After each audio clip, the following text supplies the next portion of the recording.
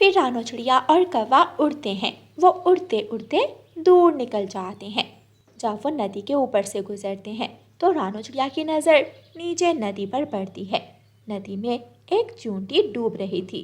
वो बार बार बाहर निकलने की कोशिश करती, लेकिन पानी के दबाव से वापस आ जाती थी। रानो चिड़िया को उस चूंटी पर दया आती है और वो कालू कौवे से कहती है, कालू भाई रुकें। क्या हुआ रानो? कालू भाई वो देखें, नीचे बेचारी चूंटी पानी में डूब रही है। हमें उसकी मदद करनी चाहिए। एक तो रानो चिड़िया, मुझे तुम्हारी ये बात बहुत बुरी लगती है। तुम रास्ते में जिसको भी देखती हो उसकी मदद करना शुरू कर देती हो, इसलिए मैं ज्यादा तुम्हारे साथ दाना लेने नहीं जाता। कालू भाई मैं बस उस चूंटी को बाहर निकाल कर अभी आई, फिर हम दोनों चलते हैं।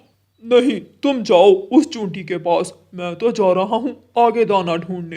कालू कौवा ऐसा कहते हुए आगे चला जाता है। रानो चिड़िया नदी के पास जाती है। वो एक पेड़ से एक पत्ता तोड़ती है और नदी के दरमियान में जाकर पानी में वो पत्ता बहाती है। वो पत्ता बहता बहता उस चूंटी तक पहुंच जाता है। चूंटी जल्दी से उस पत्ते तक पहुंच जाती है और उस पत्ते पर बैठकर किनारे तक आ जाती है। रानो चिड़िया किनारे पर जाकर उस पत्ते को पानी से बाहर निकाल देती है। आपका धन्यवाद चिड़िया, मुझे तो बस यही लगा था कि अब मैं नहीं बच पाऊंगी, लेकिन आपने आकर मेरी जान बचा ली। अब आप अपने घर चली जाओ और दोबारा पानी के पास मत जाना, आप अभी कमज़ोर हो। ठीक है, आपने मेरी मदद की है। मुझे भी अगर मौका मिला तो मैं आपकी मदद ज़रूर करूं। ऐसा कहते हुए वो चूंटी वहाँ से चली जाती है। फिर रानो चिड़िया भी आगे बढ़ती है। वो थोड़ी दूर जाकर देखती है, कालू कौवा एक पेड़ के नीचे लेटकर सोया हुआ था। कालू भाई उठो, जल्दी करो। क्या क्या हुआ? जब मैंने आपको मदद करने का कहा तो आप वहाँ से चले आए और अब यहाँ आकर सो गए हो। अब जल्दी चलो। वो दोनों फिर से उड़ते हैं। थोड़ी दूर उन्हें एक मीठे फलों का पेड़ मिल जाता है। वो दोनों उस पेड़ के पास जाते हैं और जी भरकर फल तोड़ते हैं। ये फल देखकर गोरी तो खुश हो जाएगी। रानो चिड़िया भी अपने बच्चों के लिए फल इकट्ठे करती है और वो दोनों वापस अपने अपने घरों को चले जा रहे हैं। रानो चिड़िया घर जाकर अपने दोनों बच्चों को एक एक फल देती है और बच्चे फल खाना शुरू करते हैं। मम्मा, आज आपने किसकी मदद की? तुम दोनों को कैसे पता है कि मैंने किसी की मदद की? इसमें कौन सा नई बात है? आप तो हर रोज जब भी किसी को मुश्किल में देखती हो तो उसकी मदद करती हो। आज मैंने एक छोटी सी चूंटी को पानी से बचाया। मम्मा, हम वादा करते हैं जैसे आप सबकी मदद करती हो हम भी सबकी मदद करेंगे। मुझे गर्व है अपने दोनों बच्चों पर। मुझे पूरा विश्वास है कि मेरे बच्चे बड़े होकर मेरा नाम रोशन करेंगे। रात हो जाती है। बच्चे और मम्मा चिड़िया बातें करते करते सो जाते। आधी रात को आसमान पर गहरे काले बादल आकर गरजना शुरू कर देते हैं और साथ ही तेज बारिश और हवा चलना शुरू हो जाती है। रानो चिड़िया का घर तेज हवा के कारण इधर उधर झूलने लगता है। मम्मा चिड़िया और बच्चों की आंख खुल जाती है। ये क्या हुआ? ये अचानक इतनी तेज बारिश कैसे शुरू हो गई? पहले तो जब भी ऐसा मौसम होने वाला होता है तो मौसम का संदेश देने वाला पक्षी हमें आकर बता जाता है, लेकिन इस बार तो कोई हमें बताने भी नहीं आया। मम्मा, पहले तो जब ऐसे मौसम का पता चलता था तो आप घर को पहले से ही मजबूत कर देती थी। इस बार तो पता ही नहीं चला। मम्मा, मुझे डर लग रहा है। डरो मत मेरे बच्चों, इधर इधर मेरे घोंसले में आ जाओ। दोनों बच्चे अपनी मम्मा के पास चले जाते हैं। मम्मा चिड़िया अपने दोनों बच्चों को अपने पंखों में छुपा लेती है। उधर कालू कौवे के घर में इतना चोरी का सामान था। चोरी की इस्त्री, चोरी की फ्रिज और चोरी की वॉशिंग मशीन। इतने ज़्यादा सामान के कारण कालू कौवे का घर भी एक तरफ झुक जाता है। कालू के बच्चे, क्या ज़रूरत थी इतना सामान इकट्ठा करने की? अब यही सामान हमें मरवाएगा। अच्छा, जब मैं चीजें चोरी करके लाता था तब तो बहुत खुश हुआ करती थी। तुम्हारे सारे काम मैंने आसान कर दिए और अब मुझ पर ही गुस्सा कर रही हो। चुप करके बैठ जाओ, वरना मैं तुम्हें छोड़ूंगी नहीं। हवा और भी तेज हो जाती है। रानू चिड़िया का घर जोर जोर से इधर उधर हिलने लग जाता है। बच्चों जल्दी जल्दी घर से बाहर निकलो, ये घर अब गिर जाएगा। जैसे ही रानू चिड़िया अपने बच्चों को लेकर घर से बाहर निकलती है, उनका घर जोर से जमीन पर गिर जाता है और टूट जाता है। रानू चिड़िया अपने टूटे फूटे घर के ऊपर बैठी रो रही थी। अम्मा आप रोए मत, आप भी जैसे दूसरों की मदद करती है, देखना दूसरे भी हमारी मदद जरूर करेंगे। ये घर मैंने और आपके पापा ने अपने हाथों से बनाया था। इस घर में हमारी बहुत यादें थी। ये टूटा हुआ घर, उसे देखा नहीं जा रहा। बारिश और भी तेज हो जाती है। बच्चे ठंड से कांपने लगते हैं। बच्चों चलो कोई सुरक्षित जगह ढूंढते हैं। आप दोनों मेरे पंख के नीचे उड़ना, इस तरह आप दोनों बारिश से बचे रहोगे।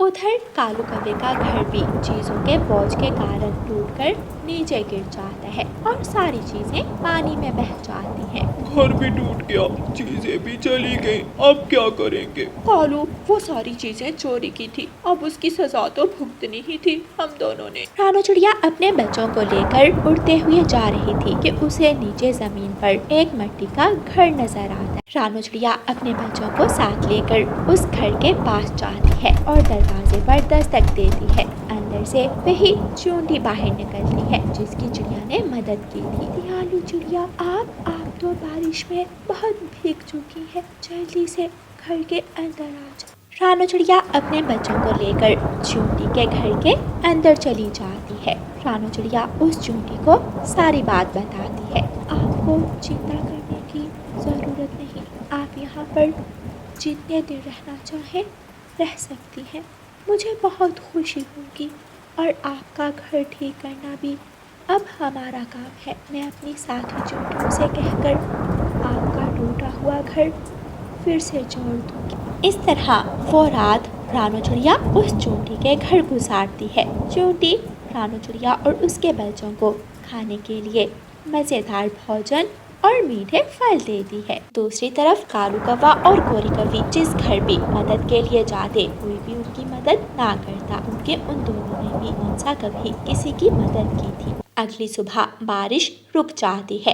कालू और गोरी ने जिस पक्षी की भी जो भी चीज चुराई थी वो बहकर उनके घर तक पहुंच जाती है। लूसी, लूसी जल्दी बाहर आओ। क्या हुआ कबूतर जी? देखो हमारी वॉशिंग मशीन। अरे हाँ, ये तो हमारी मशीन है, ये यहाँ कैसे आई? बुलबुल भी हैरान थी। उसकी स्त्री वापस उसके घोंसले के पेड़ के नीचे पहुँच गई थी और तोते की फ्रिज भी। सब पक्षियों को उनका चुराया हुआ सामान वापस मिल जाता है। काले कौवे फिर से खाली हाथ रह जाते हैं और चिड़िया जिसने हमेशा दूसरे पक्षियों की मदद की थी, आज बाकी सब पक्षी मिलकर चिड़िया की मदद कर रहे थे। प्यारे दोस्तों, इस कहानी को लाइक, अपने दोस्तों के साथ शेयर और चैनल को सब्सक्राइब करना बिल्कुल मत भूलना।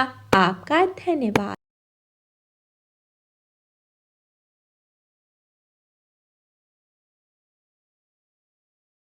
पहाड़ों वाले जंगल में एक भिखारी रहता था। वो एक घने पेड़ के साए में बैठा होता था। जंगल के सभी पक्षी उस पर दिया करते थे और अपने घर में बनाई हुई हर चीज पहले जाकर उस भिखारी को देकर आते थे। आज बुलबुल फलों का हलवा बना रही थी।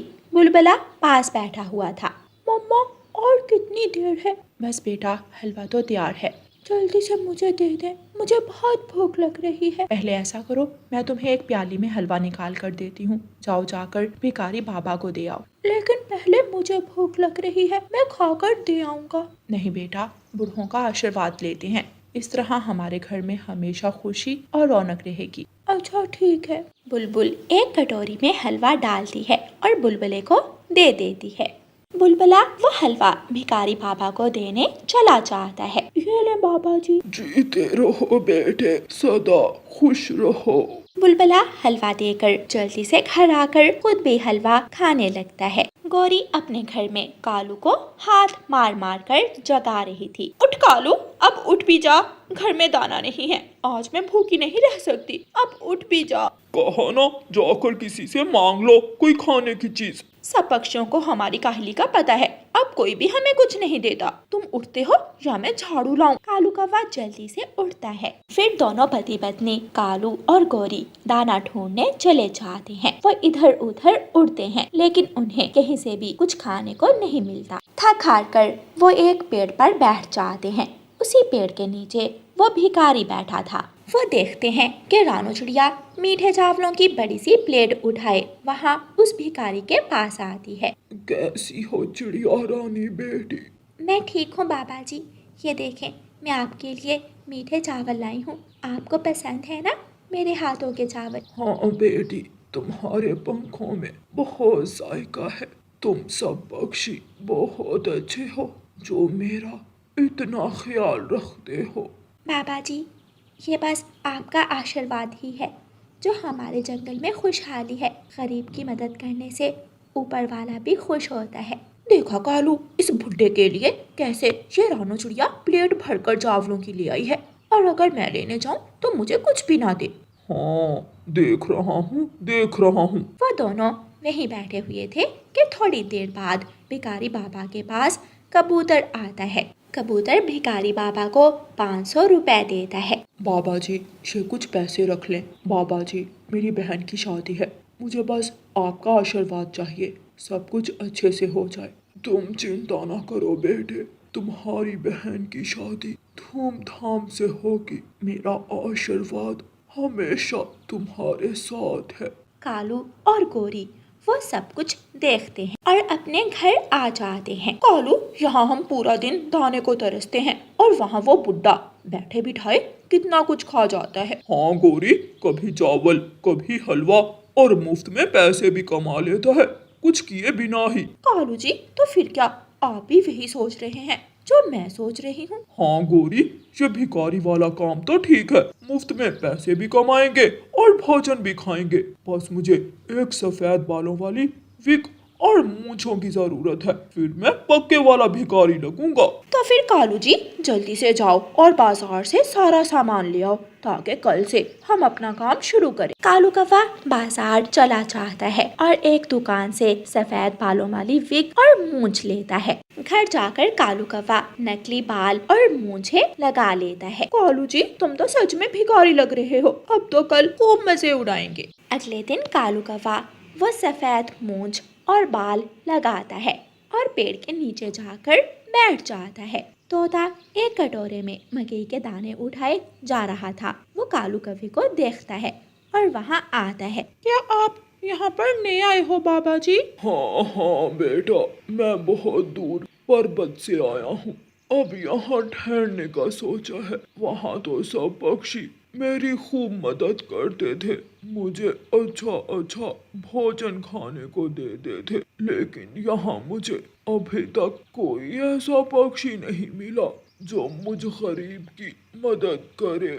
नहीं बाबा जी, यहाँ के पक्षी भी बहुत अच्छे हैं, शायद अभी वो आपसे मिले नहीं हैं। मेरे पास ये कुछ मकई के दाने हैं, ये आप खा लें। तोता वो दाने देकर वहाँ से चला जाता है। उसी पेड़ में गोरी कौवी भी छुप कर बैठी थी। तोते के जाते ही वो कालू कौवे के पास आती है। गोरी, आज की पहली कमाई, मुफ्त में दाना मिल गया। दोनों हंसते हैं और दाना खाते हैं। थोड़ी देर बाद वहाँ से रानू चिड़िया एक प्याले में खीर डाले भिखारी बाबा को देने जा रही थी। वो कालू को बाबा के रूप में देखकर वहाँ आती है। आप कौन है बाबा जी? बेटी, तुम्हारा नाम रानो है ना? जी बाबा जी, मेरा नाम रानो है। आपको मेरे नाम का कैसे पता चला? मुझे सब पता है, जो मुझे खुश रखता है उसके जीवन में हमेशा खुशी रहती है। बाबा जी, ये मेरे हाथों की खीर खाएं, इसे खाकर आप जरूर खुश होंगे। जीती रहो, बस ऐसे ही मुझे खिला खिला कर मेरा आशीर्वाद लेती रहो, सदा खुश रहोगी तुम। रानो वो खीर देकर चली जाती है। रानो के जाने के बाद फिर से गोरी पेड़ से निकलती है और दोनों कालू और गोरी मजे ले लेकर खीर खाते हैं। रात को कौवे अपने घर में बैठे बातें कर रहे थे। कालू जी, हम उस पुराने भिखारी को यहाँ से भगा देते हैं और फिर जो पक्षी भी कुछ बनाएगा वह सिर्फ हमें ही खाने को देगा। हाँ, तुम ठीक कह रही हो। चलो उस बुढ़े भिखारी के पास जाते हैं। वो दोनों भिखारी के पास जाते हैं और उसे जगाते हैं। उठ बुढ़े, जल्दी उठ। भिखारी बाबा उठ जाता है। पक्षियों, तुम दोनों क्यों मुझे उठा रहे हो? चुपचाप हमारे जंगल से निकल जा, वरना हम तुझे छोड़ेंगे नहीं।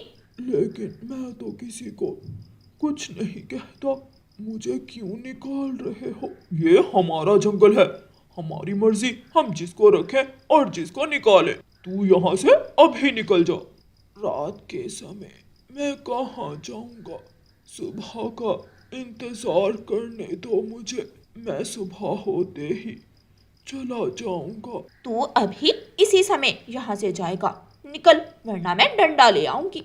भिखारी बाबा बेचारा अपना थैला उठाता है और वहाँ से चला जाता है। सुबह हो जाती है। अब पुराना भिखारी वहाँ नहीं था, सिर्फ एक ही भिखारी था और वो था कालू बाबा। अब जो भी पक्षी खाने की चीज लाता वो कालू भिखारी को ही देकर जाता था। बुलबुल खिचड़ी बनाकर कालू बाबा के पास लेकर आते है। ये ले बाबा जी खिचड़ी। कल भी तुम खिचड़ी ही लाई थी, जा आज कोई और चीज बना कर ला, वरना मैं तुझे आशीर्वाद नहीं दूंगा। जो तुम हर समय खुश रहती हो फिर हमेशा उदास रहोगी। बुलबुल कालू बाबा की बात को सच मानकर अपने घर जाती है और कोई और मीठी चीज बनाना शुरू करती है। इस तरह कालू और गोरी का जो भी चीज खाने को मन करता वो पक्षियों से बनवा लेते। एक दिन रानो चिड़िया बाजार में अपनी सब्जियां बेचने जा रही थी कि वो उसी भिखारी बाबा को देखती है जिसे कालू और गोरी ने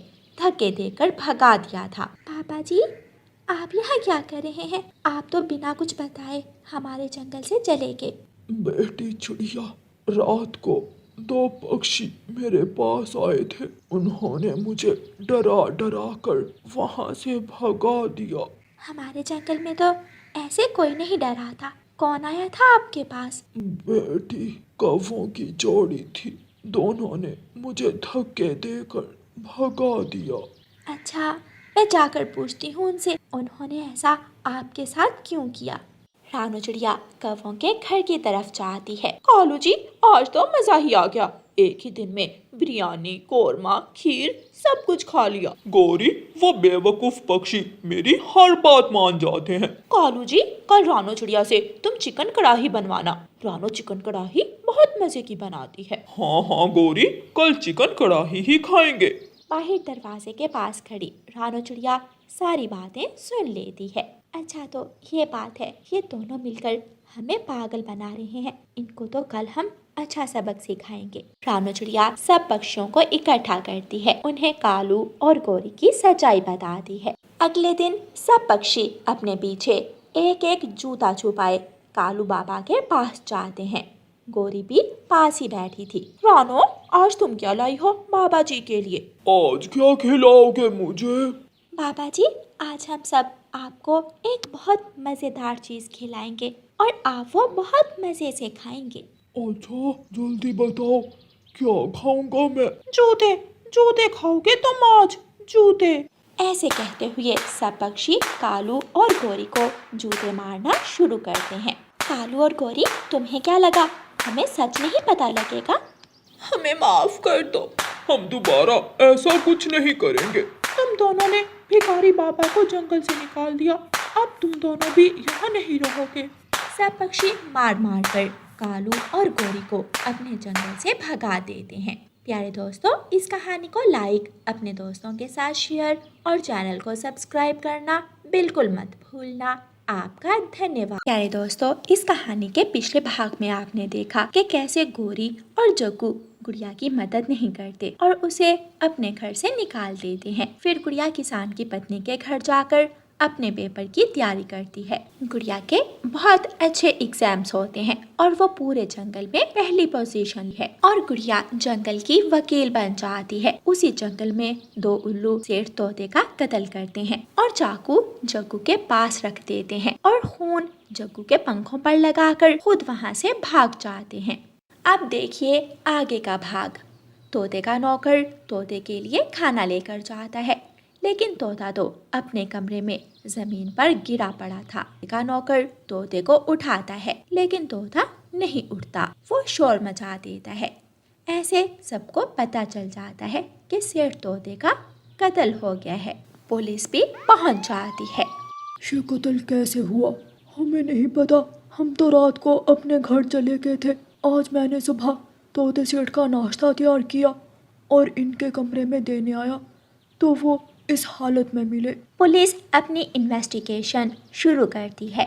पुलिस अपनी पुलिस वैन कभी एक जगह ले जाती तो कभी दूसरी जगह और अपराधी की तलाश शुरू कर है। टीवी पर भी खबर चलती है। आज की ब्रेकिंग न्यूज, जंगल के अमीर पक्षी तोते सेठ का रातों रात कत्ल कर दिया गया। पुलिस अपनी पूरी कोशिश कर रही है कि तोते सेठ का कातिल पकड़ा जाए और उसे सख्त से सख्त सजा दी जाए। सब पक्षी ये खबर सुनकर हैरान हो जाते हैं।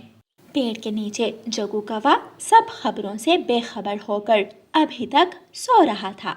पुलिस अपनी गाड़ी लेकर उस पेड़ तक आ जाती है और जग्गू के पास जाती है। उन्हें जग्गू के पास खून वाला चाकू मिलता है। उठ, जल्दी उठ, कत्ल करके कितने मजे की नींद सो रहा है। जग्गू उठता है। कौन कौन किसका कत्ल? ज्यादा नौटंकी करने की जरूरत नहीं है। इसी चाकू से तूने तोते सेठ का कत्ल किया है। नहीं, मैंने कुछ नहीं किया। मैंने किसी का कत्ल नहीं किया। मैं तो अपनी मम्मा से नाराज होकर घर से बाहर आकर यहाँ सो गया। ज्यादा ड्रामेबाजी मत करो हमारे साथ। ये तुम्हारे पंख पर खून, ये सीधा साधा कत्ल का सबूत है। ये खून? मुझे नहीं पता ये खून मेरे पंख पर कैसे लगा। मैं सच बोल रहा हूँ, मैं बेकसूर हूँ। मुझे घर जाने दो। घर नहीं, अब तो तुम जेल जाओगे, जेल। पुलिस जग्गू को पकड़ लेती है और पुलिस वैन में बिठाकर जेल ले जाती है। टीवी पर फिर से खबर चल पड़ती है। ब्रेकिंग न्यूज, तोते सेठ का कातिल पकड़ा गया। गोरी कौवी और कालू कौवे का बेटा जग्गू कौवा तोते सेठ का कातिल निकला। पुलिस ने फौरी कोशिश से कातिल पकड़ लिया। ये खबर सुनकर रानू चिड़िया की आंखें तो खुली की खुली रह जाती। वो भागी भागी कालू कौवे और गोरी कौवी के घर जाती है। कालू और गोरी ने अभी तक वो खबर नहीं। गोरी बहन, ये मैं क्या सुन रही हूँ? क्या हुआ रानू चिड़िया, इतनी घबराई हुई क्यों हो? वो तोते सेठ का कातिल। जरूर तोते की किसी के साथ दुश्मनी होगी। तुम क्यों उसकी चिंता कर रही हो? गोरी, तोते सेठ का कातिल और कोई नहीं, तुम्हारा बेटा जग्गू है। क्या क्या कह रही हो? कैसी बहकी बहकी बातें कर रही हो रानू चिड़िया? अभी अभी टीवी पर न्यूज आई है। कालू कौवा टीवी चलाता है, पर वही खबर आ रही थी। कालू जी, हमारा जग्गू ऐसा कभी नहीं कर सकता। हाँ, हमारा जग्गू कत्ल नहीं कर सकता। जरूर किसी ने पैसे देकर हमारे जग्गू के खिलाफ झूठी खबर चलाई है। बाकी पक्षी भी खबर सुनकर कौवों के घर जाते हैं। कालू और गोरी तो फूट फूट कर रो रहे थे। कौवा और कौवी पुलिस स्टेशन जाते हैं। इंस्पेक्टर जी, हमारा जग्गू कातिल नहीं है। हमारा जग्गू चोरी कर सकता है, किसी को तंग कर सकता है, लेकिन वो कत्ल कभी नहीं कर सकता। आप दोनों तो उसके माता पिता हो। आप तो यही कहोगे कि वो कातिल नहीं है। हम सच कह रहे हैं। हम अपने जग्गू से मिलना चाहते हैं। पुलिस इंस्पेक्टर मान जाता है और कालू और गोरी को जग्गू के पास ले जाता है। जग्गू जेल में फूट फूट कर रो रहा था। जग्गू बेटा, क्या ये सच है कि कत्ल तुमने ही किया है? पिताजी, मैं सच कह रहा हूँ। मुझे नहीं मालूम कातिल कौन है। मुझ पर झूठा इल्जाम लगा है। देखा पुलिस इंस्पेक्टर, मेरा बेटा कातिल नहीं है। इसे छोड़ दो, प्लीज इसे छोड़ दो। पीछे से रानू चिड़िया भी आ जाती है। कालू भाई, गोरी बहन, आप दोनों घर जाएं। मैं गुड़िया को सारा केस बताती हूँ। अगर जग्गू बेकसूर हुआ तो वो जरूर बेल से बाहर आएगा। रानू चिड़िया गुड़िया को फोन मिलाती है। गुड़िया दूसरे शहर थी। जी मम्मा। गुड़िया बेटी, आज तोते सेठ का कत्ल हो गया है और पुलिस ने जग्गू को अपराधी बनाकर जेल में डाल दिया है। जग्गू तो बार बार कह रहा है कि वो कातिल नहीं है और मुझे भी यही लगता है कि जग्गू इतना बड़ा कदम नहीं उठा सकता। ठीक है मम्मा, मैं आती हूँ और सारा केस देखती हूँ। गुड़िया अपनी गाड़ी में बैठती है और जंगल वापस आती है। वो जग्गू के पास जेल में जाती है और सारी बात पूछती है। जग्गू से पूछने के बाद गुड़िया मजीद इन्वेस्टिगेशन के लिए जंगल घूमती है। वो उड़ती उड़ती एक पुराने खेत में जाती है जहाँ पर दो उल्लू बात कर रहे थे। मजा ही आ गया, कत्ल हमने किया और फंस वो जग्गू गया। हाँ बड़े भाई, अब सारा जीवन जेल में वो कौवा सड़ेगा और हम बाहर मौज मस्ती करेंगे। गुड़िया पेड़ के पीछे छुपी सारी बातें सुन लेती है और उन उल्लुओं की वीडियो बना ली है। अचानक बड़े उल्लू की नजर गुड़िया पर पड़ती है। सुनो चिड़िया, तुम किसी को कुछ मत बताना, तुम जितना चाहो हम तुम्हें उतना ही पैसा देंगे, लेकिन ये बात बाहर तक नहीं जाएगी। दुष्ट उल्लुओं, तुम दोनों की वजह से एक बेकसूर पकड़ा गया। मैं तो सबको सच बताऊं। अगर बताओगी तो फिर हमारे हाथों मारी जाओगी। वो देखो, पुलिस भी आ गई। उल्लू जल्दी से पीछे देखते हैं या वहाँ से भागती है और अपनी गाड़ी में बैठकर वहाँ से सीधा पुलिस स्टेशन जाती है। जग्गू, अब तुम्हारा रोने का समय खत्म हो गया। मुझे असल अपराधियों का पता लग गया है। अब तुम जल्द ही सलाखों से बाहर हो। अगले दिन अदालत लगती है। जज अपनी सीट पर बैठता है। तो आप गुड़िया जग्गू की वकील हो? जी जज, और मैं ये साबित कर सकती हूँ कि मेरा क्लाइंट जग्गू कातिल नहीं है। अच्छा, वो कैसे? गुड़िया एक बड़ी सी स्क्रीन पर उल्लुओं की बनाई हुई वीडियो चला देती है। सब उस वीडियो को देखते हैं। इस केस का फैसला हो गया है, जग्गू बेकसूर है, उसे अभी इसी समय रहा कर दिया जाए। पुलिस जग्गू को छोड़ देती है और उल्लुओं को पकड़ लेती है। गुड़िया मेरी बहन, तुम्हारा बहुत बहुत धन्यवाद। मैं तुम्हारा एहसान कभी नहीं भूलूंगा। जग्गू, तुमने मुझे अपने घर पेपर की तैयारी नहीं करने दी, लेकिन मैं तुम्हारी दोस्त हूँ और मैं तुम्हारी हमेशा मदद। जग्गू शर्मिंदगी से अपना सर झुका लेता है। तुमने ठीक कहा गुड़िया, मैंने तुम्हारा बुरा चाहा, लेकिन तुमने हमेशा मेरा अच्छा चाहा है। कालू कौवा और गोरी कौवी भी गुड़िया को धन्यवाद कहते हैं और खुशी खुशी अपने घर चले जाते हैं। प्यारे दोस्तों, इस कहानी को लाइक, अपने दोस्तों के साथ शेयर और चैनल को सब्सक्राइब करना बिल्कुल मत भूलना। आपका धन्यवाद।